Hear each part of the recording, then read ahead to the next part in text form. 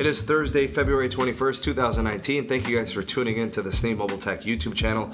Today's video is going to cover an update that Verizon has just provided. This is in regards to its 5G network plan for the future. Before I get into today's video, I just want to give a shout out to all of my Patreon supporters on the TMobile Tech Patreon page.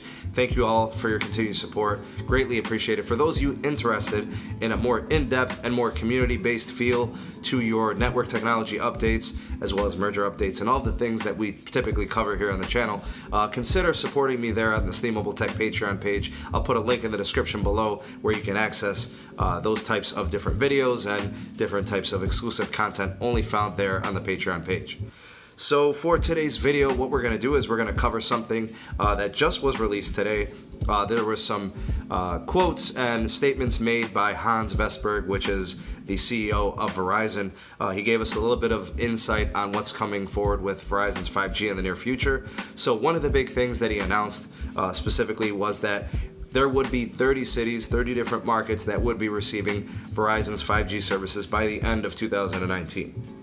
So in terms of market number, he didn't say if it was 30 more than what we currently have, which would be 4 different markets, making it 34, but he just said 30. So I'm assuming it's 26 additional markets that are receiving 5G. What he also did mention was the 5G that is going to be deploying in the future is not going to be the proprietary solution that Verizon has been deploying in the first 4 markets that received 5G. So what that tells us is they're moving towards standards-based 5G, the real deal, and not a proprietary temporary solution to 5G connectivity, which is great. Obviously, that is to Verizon's advantage. It's to the advantage of the consumer. Having a more standards-based approach means that the hardware is going to be more compatible, more upgradable, and it should be an overall better experience for consumers, the fact that it's not going to be proprietary.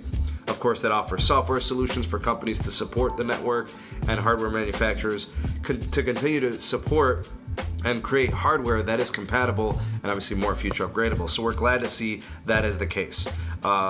We're expecting more announcements from Verizon in the next month or two, as we are fast approaching devices that are going to be 5G compatible. And of course, with those announcements and those launches, we know that 5G is going to be ready. So we are knocking on the door of true 5G standards-based solutions, and it's a very exciting time for these types of deployments that are coming forward in the future. Now, current 5G availability, obviously things are pretty limited. There's only a handful of cities, but we are pretty aware that that is going to be expanding, so that's great news. Also, keep in mind Verizon does have something down in the pipeline for 5G.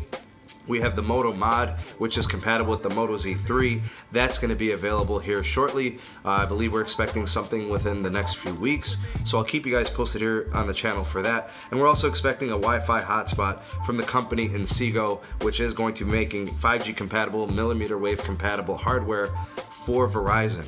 So customers on the Verizon network should be able to actually have their hands on some 5G capable devices in the coming future.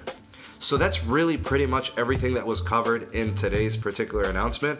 Stay tuned for more updates from Verizon and their 5G networks, as well as the other carriers and their 5G deployments. Stay tuned here on the channel for more carrier information. As that news comes out, I love to make sure that I get that out there to you guys as soon as I can, keep you guys updated and in the know. We also are expecting in the near future that we're going to get a merger update on the second round of congressional hearings from the Sprint T-Mobile merger. The CEO of T-Mobile, as well as the former CEO of Sprint, are going to be going in front of Congress again, as far as I know. So as soon as that takes place, I'll get you guys everything that was entailed in those congressional hearings, and I'll offer you guys some insight and analysis. And of course, in the comment section below, you guys can always give me any of your thoughts and opinions. I love to hear what you guys have to say. I love to hear the pulse of the people and what you guys perceive in these announcements and updates and news. So that's it for this video. Thank you guys for taking the time to watch it. If you could, please like the video and share the video. Consider subscribing if you haven't done so already. Ding the bell to be notified whenever I upload new content. Thanks again for watching this video. That's it for this one. This is Sneed from TMobile Tech, and I will see you guys on the next video. Peace.